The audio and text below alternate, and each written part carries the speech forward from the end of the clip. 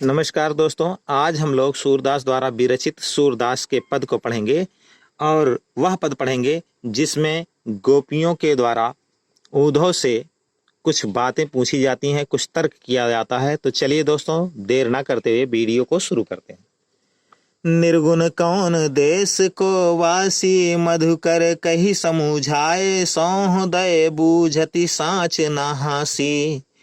कौ है जनक कौन है जननी, कौन नारी को दासी। कैसो वरन वेश है, कैसो की रसमय अभिलाषी। पाओगे पुण्य कियो आपनो, जोर करोगे गासी। सुनत मौन हो रहो बावरो, सूर सबय मति नासी। अब आइए दोस्तों, इसमें कुछ कठिन शब्द दिया गया है, पहले उसे देख लेते हैं।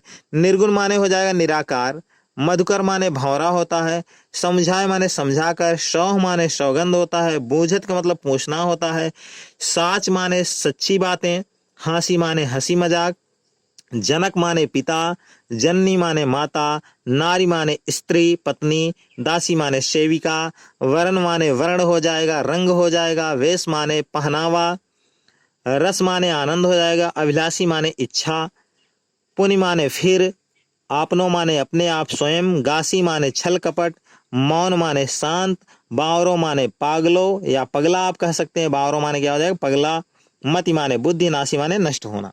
तो आइए अब इसकी व्याख्या देखते हैं और व्याख्या के पहले प्रसंग देखते हैं।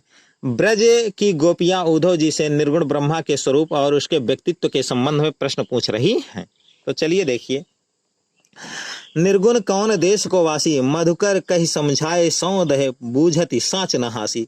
गोपियां कहती हैं कि हे उद्धव, आपको आपकी सौगंध है, हम कसम खिलाकर आपसे पूछ रही हैं, आप सत्य सत्य बताइए, हमसे हंसी मजाक मत कीजिए, झूठ नहीं बताना आपको, कि जिस निराकार ब्रह्मा के विषय में आप इतनी बड़ी और इतनी बढ़ी चढ़ी बातें कह रहे हैं, वह निराकार ब्रह्मा किस देश में निवास करता है, वह रहता कहाँ है। कौ है जनक कौन है जननी, कौन नारी को दासी। उस निराकार ब्रह्मा के पिता कौन है, उसका जो है जनक अर्थात उसका पिता कौन है, कौन है जननी, और उसकी माता कौन है, उस निराकार ब्रह्मा की माँ का क्या नाम है। कौन नारी, उसकी स्त्री कौन है, उस निराकार ब्रह्मा की स्त्री कौन है, को दासी, और उस निराकार ब्रह्मा की निर्गुण ब्रह्मा की सेविका कौन है। ये सारी बातें हमें बताइए। कैसो वरण वेश है, कैसो बता रहे हैं निराकार ब्रह्मा जो है वह किस रंग का है, वेश हो कैसो, और वह किस प्रकार के वेशभूषा को अर्थात किस प्रकार के वस्त्रों को धारण करता है।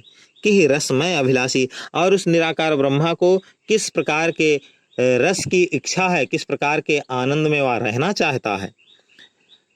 पाओगे पुण्य कियो आपनो, जोर करोगे गासी। बता रहे हैं कि हे उद्धव, अगर इन सारी बातों का आप सही सही जवाब नहीं देंगे, उचित जवाब नहीं देंगे और छल कपट हमसे करेंगे, तो इस छल कपट का परिणाम और नतीजा आपको स्वयं भोगना पड़ेगा।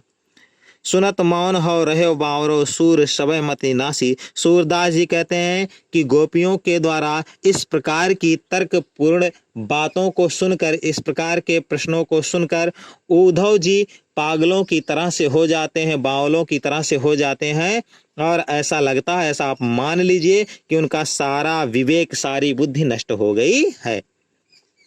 इस पद में काव्यगत सौंदर्य देखेंगे तो इस पद में अनुप्रास अलंकार की छटा है। यहाँ जो पद है ब्रज भाषा में लिखा गया है, गे पद है, और यहाँ गोपियों के द्वारा बहुत ही अच्छा तर्क प्रस्तुत किया गया है निराकार ब्रह्मा का विरोध करने के लिए। तो चलिए दोस्तों, आज के लिए इतना ही। अगला पद हम अगले दिन देखते हैं। धन्यवाद दोस्तों।